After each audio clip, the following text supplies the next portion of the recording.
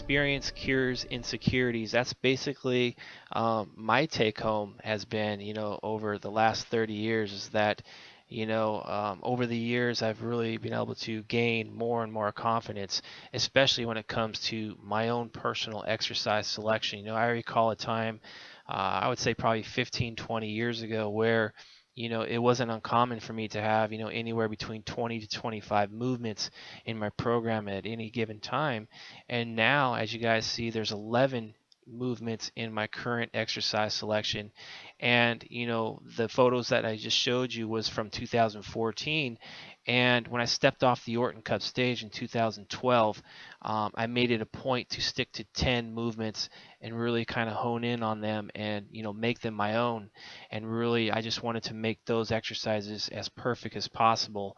And I definitely proved to myself that I can put out a high quality physique, with just some basic exercises. So I know for me, just going over the years, I've really been able to um, get comfortable with experimenting. That's the thing. That's where I've learned the most. Sure, I can, read up on research. I can, you know, uh, do my homework and learn and read books and watch other people. But for me personally, it's kind of when I got out of my comfort zone and tried new things is where I kind of learned the most. So yes, it was that thought was in my mind. I said, okay, I'm only going to focus on 10 movements, where I'm like, okay, am I going to be able to make sure that I'm hitting each body part properly? Am I going to get the progress that I'm looking for? So yeah, I was a bit insecure when I did that, but I proved to myself, a couple of years later when I stepped on stage at the Pro International and then at the Worlds, that I put out my best ever physique. So right there, that insecurity I had was totally gone, because I basically proved to myself that I don't need 20 to 25 movements. I can basically get a lot out of less. So my approach right now is, again, 11 exercises, make those exercises as perfect as I possibly can, ensure I'm getting, enough volume to create stimulus. And for me personally, that's usually anywhere in the neighborhood of 3 to 4 sets per movement, focusing on linear progression with good quality, good form, auto-regulating when I need to. And the frequency right now, I would say that I'm targeting more my chest and my back, and probably my shoulders more than anything, because those are the areas I feel like I would like to make more of an impact when I get back on stage in 2017, especially when you're going against some elite level natural pro bodybuilders who have tremendous thickness when it comes to chest and back and delts. So those are the areas I kind of need to, improve. My limbs, my legs, my arms, they're pretty good, pretty decent, but I just need more torso thickness. So the volume and the attention is going more towards those body parts. Um, so I know I get a lot of questions in regards to the number of exercises I do, which is not very many. I don't do direct trap work. I don't do direct rear delt work.